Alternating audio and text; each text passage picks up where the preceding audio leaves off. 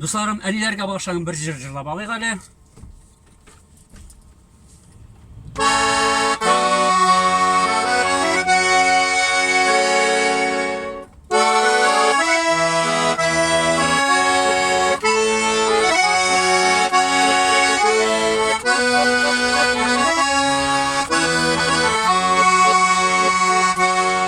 Балаң киткән якка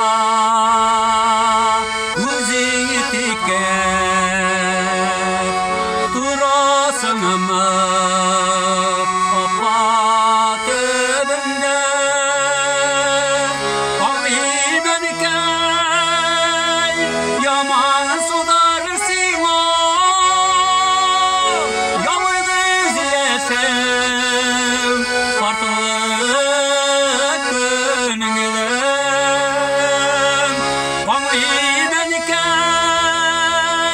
yaman sular sima yalgız yaşam artık gönlümde.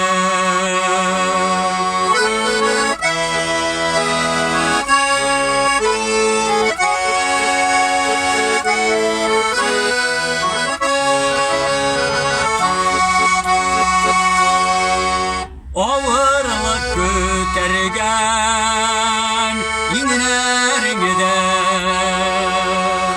çaykalama parla silegen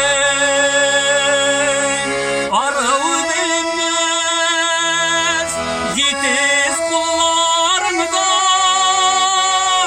uyanayım iken zaman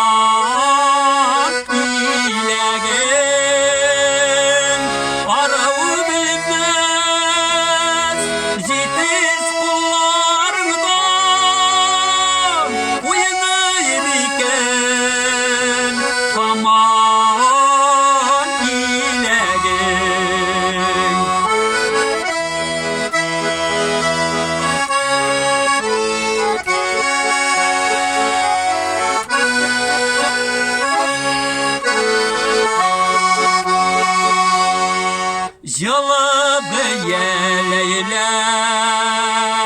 beylisinde